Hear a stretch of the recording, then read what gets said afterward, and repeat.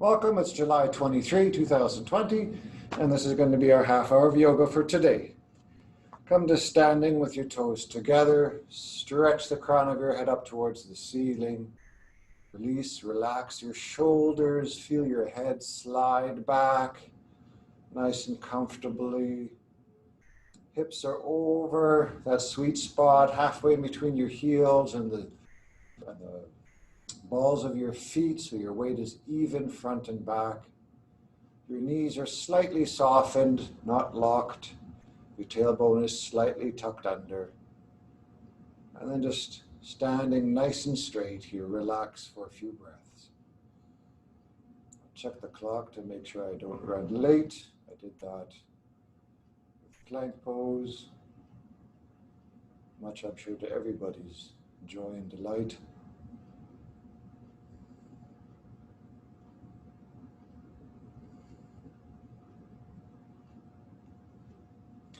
And inhale, spin your arms to the side, lift your collarbones and your chin, look up at the ceiling. Exhale, bring your hands in behind you, interlace your fingers, push them away, pull your hands down your back. Again, lift your collarbones and your chin.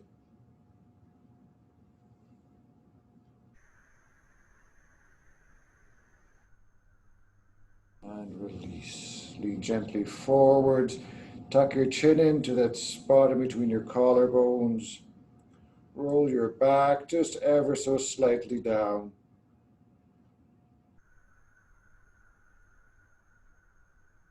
Inhale, come up. Turn your head as far as you can to the left, using just your neck muscles.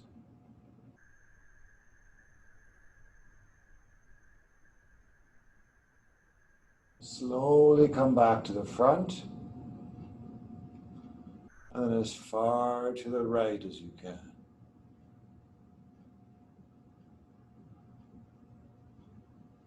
And release. Separate your feet hip width apart, put your hands on your hips, drop your chin, and then leading with the crown of the head, do circles. So you're looking around to the right, down. Crown of the head leads, the chin trails, you go up to the left again. Center, look to the right as you go down. Keep on going, left, middle, right. Left,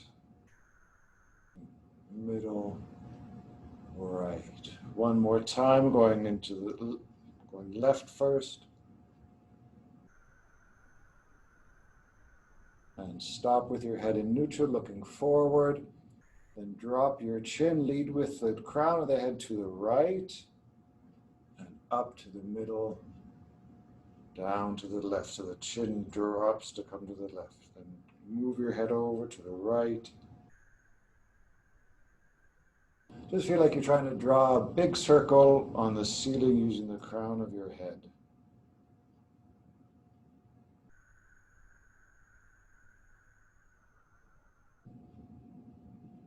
Two more times. Oh, the cracks and the crunches I hear in my ears. Last time. Come to neutral, relax, release. Right arm snakes in behind, reaches around. Palms come together, interlace your fingers, stand up nice and tall.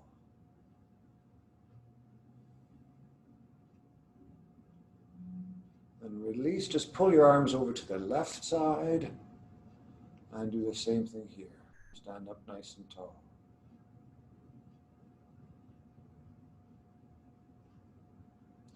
And now pull your hands back to the middle and work your way up your back.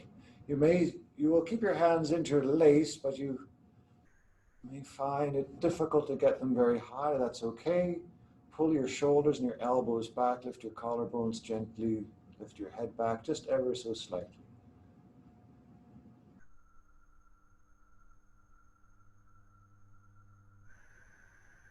Now, if this works for you and it's easy, you can go to the next stage, which I cannot do yet. Your hands come together like this, but behind your back. find my wrists don't really like that. I'll just sort of demonstrate what I'm doing. I'm putting my fingers together, and I push my hands, the heels of my hands together as much as possible. I don't get very far yet. I'm talking to the wall, and you probably can't hear me. So put the fingertips together, aim the fingers up the back, and try to get the palms to touch.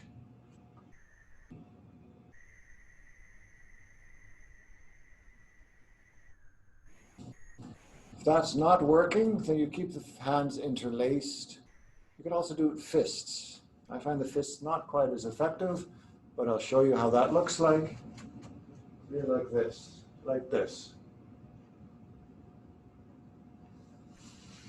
I find if my fingers can come together and I can get the palms at least approaching each other, I get some more stretch in my wrists and a little bit more in my shoulders too. But you do what works for you, remembering that you can always just opt to stay standing like this, pulling your arm over with your opposite arm. Good. That was a lot of shoulders. But it was only 5 minutes, so we've got lots of time left. Let's do some triangles. Right foot comes back, left foot stays facing right off the end. Turn to the side, set your legs, and bend your front knee just ever so slightly. Tip your hips under, so your hips are moving away as you straighten the leg out. Arms extend.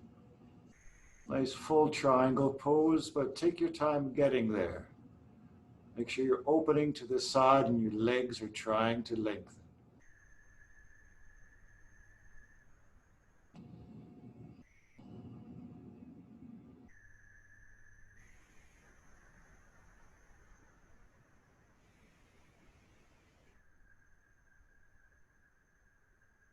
Release by looking down, softening the front knee and coming up.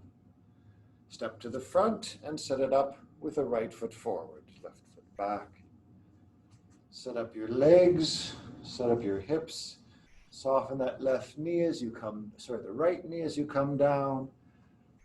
And then straighten the right leg, plant the root of the big toe firmly into the floor. Open to the side and wait till things loosen before you sink down farther.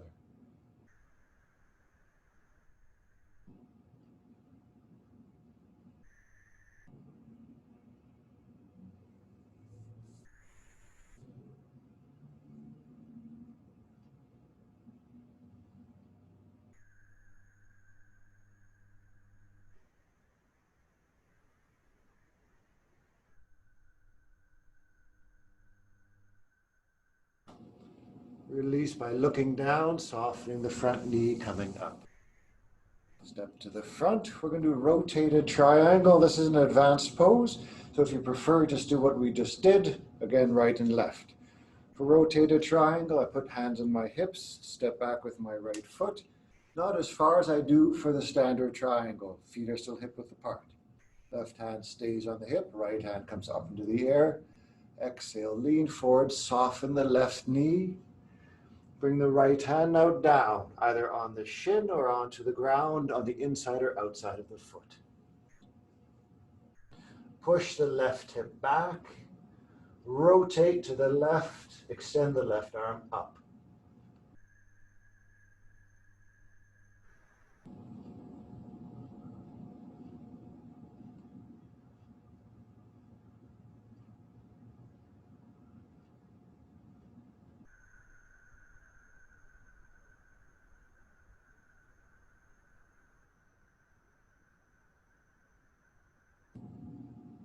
Release, look down, soften both knees, come back up to standing.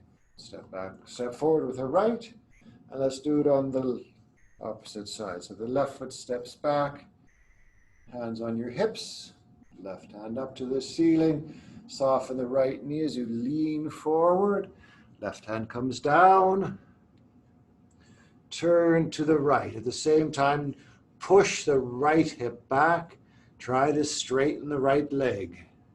Extend the right arm up to the ceiling and look usually to the side of the room, typical or Really advanced, you're looking up at your right hand.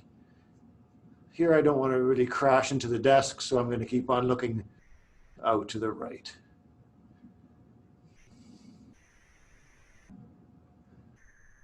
The trick here is the interplay between the right hip and the right big toe. You pull the right hip back, the right big toe tends to rise up from the ground. You've got to do both though. You've got to play with your hips and how they're situated. You also want to think of getting your back relatively straight. It's twisting, so it wants to be straight when it twists. Release, soften both knees and come up. Step it out. That is quite an advanced pose. It does a lot. It's a hamstring stretch, it's a twist, it's a hip exercise. And really, if you're not thinking about what you're doing, you lose something. Either the big toe comes up or the hip comes forward, and you lose part of the pose. So that's where really the thought process comes in. You have to observe what's happening and what you're doing. Let's do a standing pose. It's not quite as challenging, but it's fun nonetheless. Balance pose. And let's just do tree. You know there's lots of versions of tree, so you pick the one that works for you. Don't forget to find a spot to focus on. I'm starting on my left foot.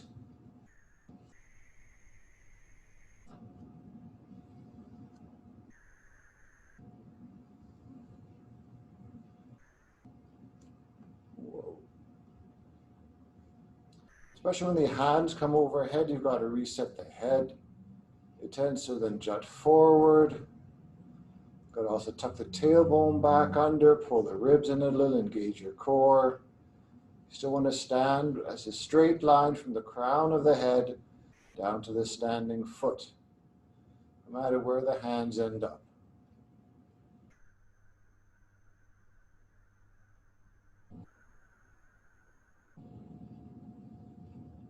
And slowly release. Do the feet, the foot. Let's do it on the other side.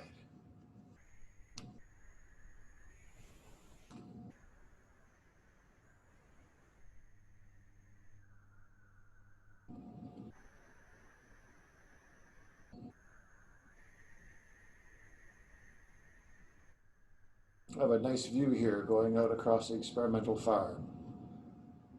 The grass that was very brown last week looks like it's a lot greener now. I doubt that they water it. It must be that we've had some rain lately.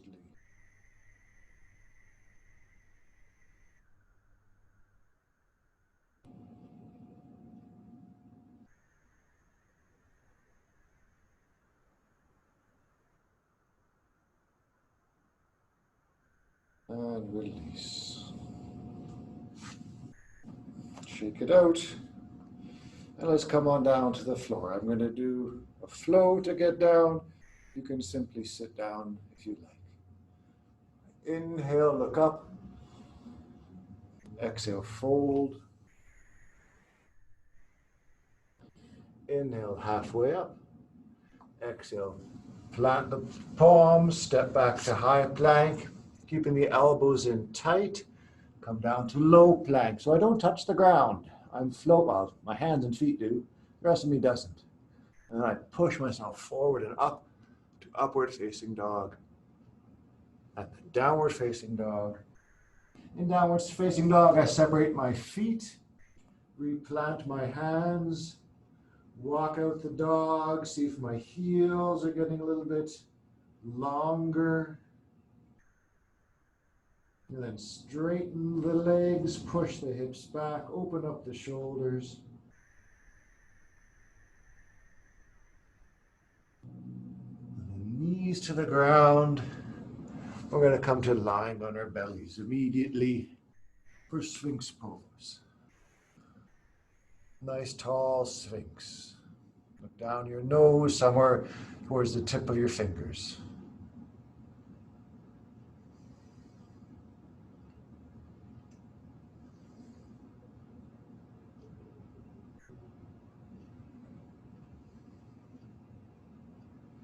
And let's do Cobra now. Replace the elbows with the hands, leaving your head to come up last. Bring yourself up to a nice cobra. Try to keep the hips on the floor. There's a tendency to come up a little bit too high, come up on your knees. That's not what you want.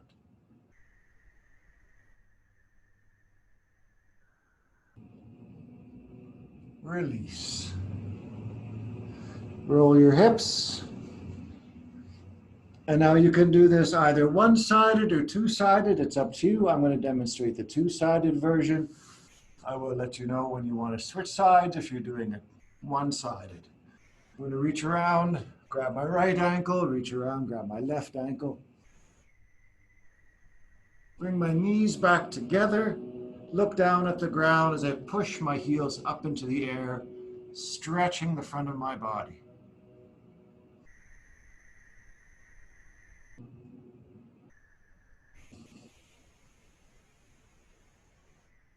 Switch sides if you're doing one side at a time.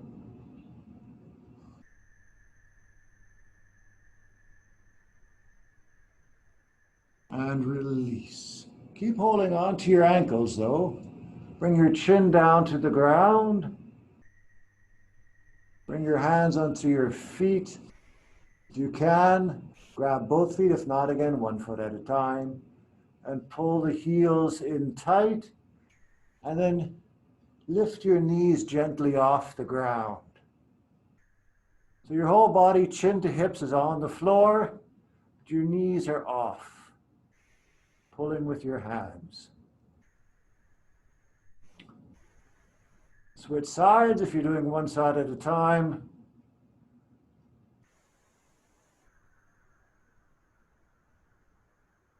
And slowly release. Push your way up and come to kneeling. Doing a lot for the front of the body. You're telling yourself, yeah, today we are. And if kneeling on one leg is better than kneeling on two, again, do left and right sides. I'm going to demonstrate both at the same time. I separate my hips, my heels, so that my hips have a chance to come down to the ground. They're not there yet. That's okay. Then I'm going to lean back, hands on the soles of my feet, and come down. And just relax here. Release. Leaning back with both legs doesn't work. Do it with one at a time. And then you can relax your head. Lift your collarbones gently and let your head fall.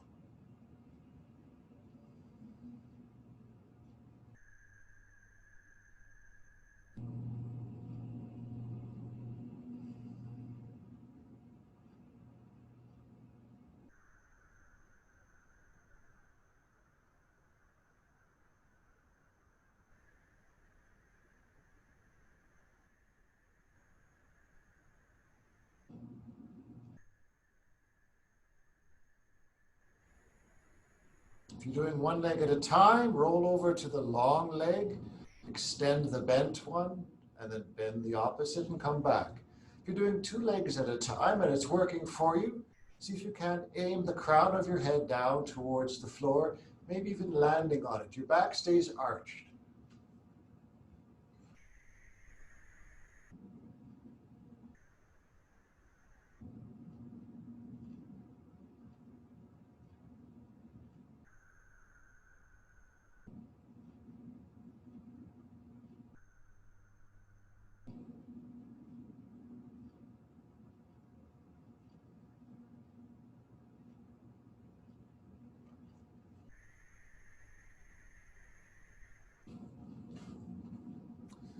Then if you're doing this one leg at a time, roll over to the long leg, extend the bent one. Come to seated. If you're doing this two legs at a time, you've got to work a little bit harder to come out of it. Take your time, engage your core. Don't just pop out, leaving your core vulnerable and your lower back vulnerable. And either catching it across your ankles and come to seated. That feels so good.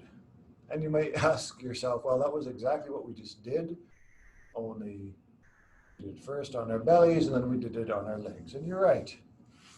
But you'll notice that they work a little bit differently. You get much more of a stretch in the front of the shins when you do it kneeling. And a little bit more effort also for the thighs, I find. Let's do a twist. Let's do a very simple, very easy, uncomplicated twist. Left leg is straight, right foot crosses it. Both of your sit bones stay on the ground. Right arm grabs the right knee. Left hand comes in behind and we turn to the left. So we take the hips out of the twist, we're just doing the back. Inhale, lengthen, engage the core, turn to the side.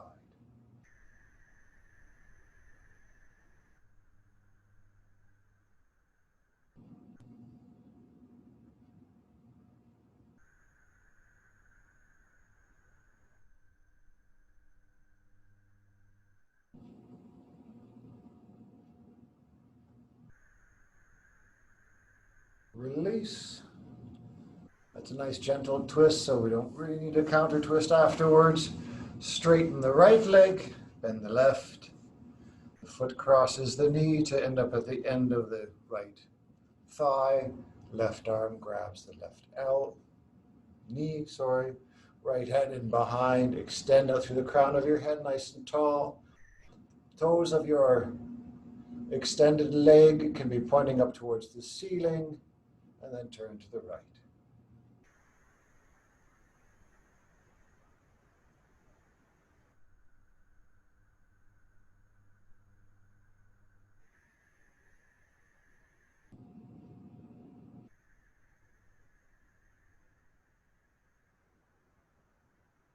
And release.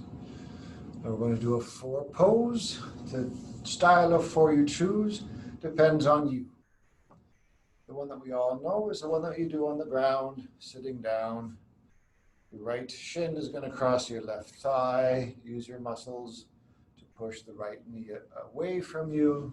You might lean forward, grab your shin. So start with that. Or we come back to standing. And the right shin crosses the left thigh.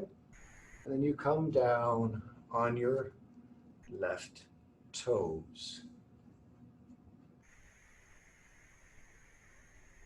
Leaning forward, stretching the right hip.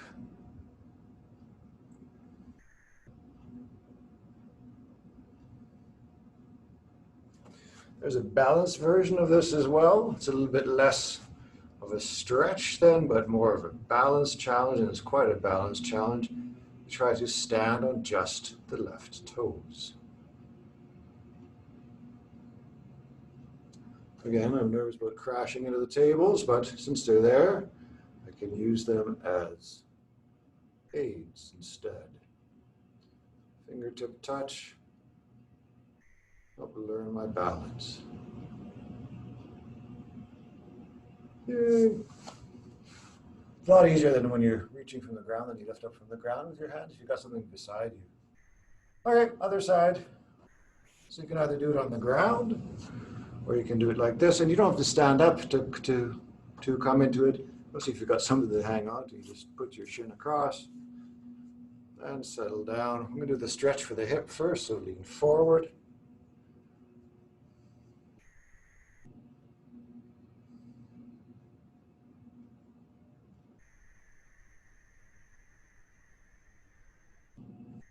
And then I'm going to try the balance thing. You can do it if you like.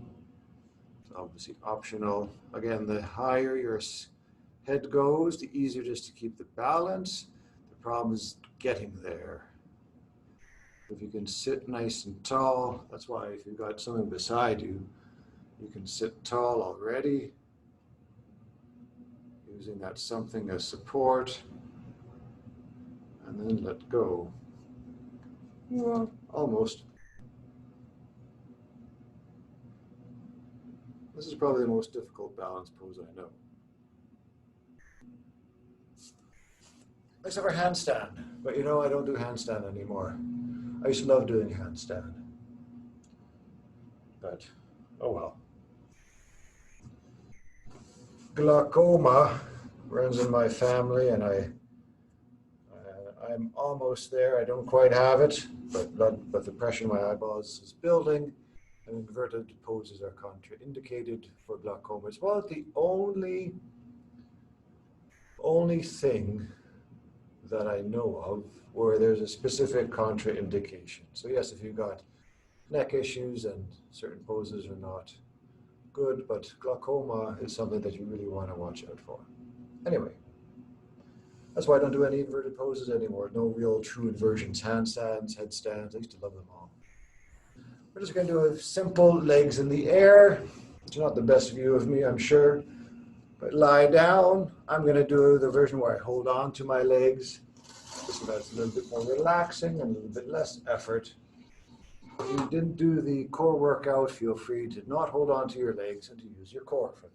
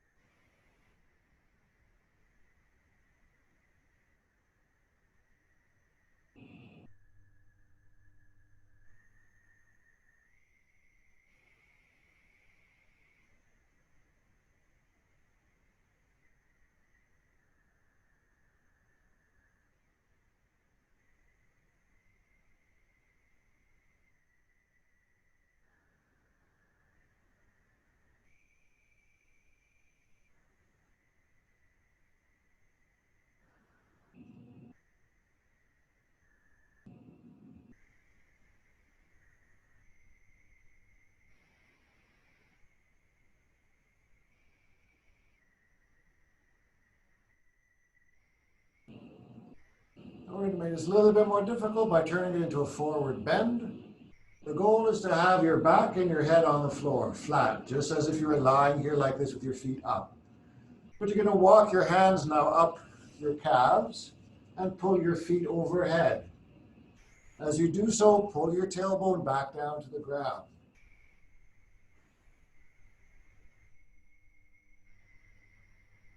This shows you how much you round your back when you lean forward. If you can't get the tailbone down on the ground, it means that you've rounded your back.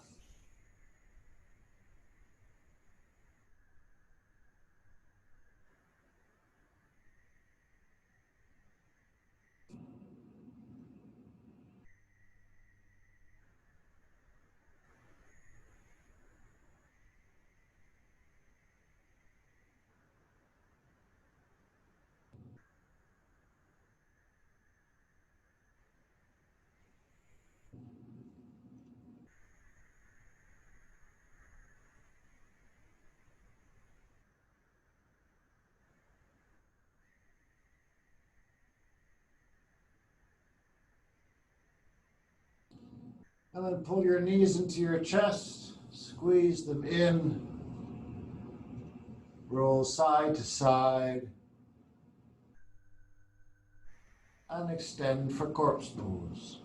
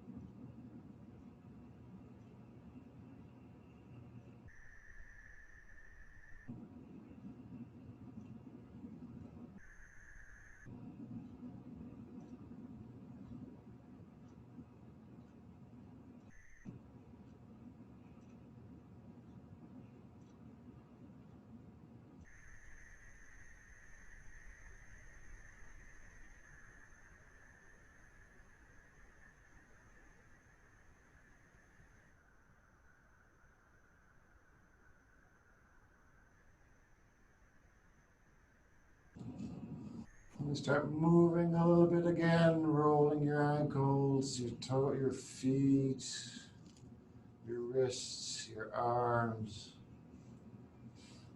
Stretch overhead.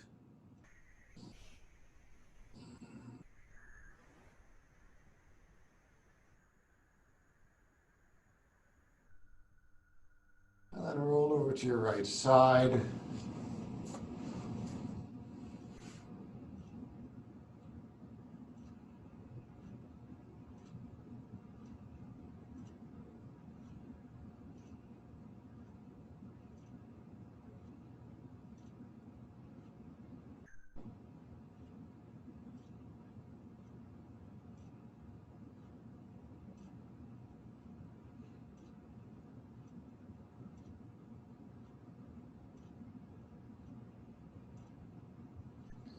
Using your arms, push your way up to seated.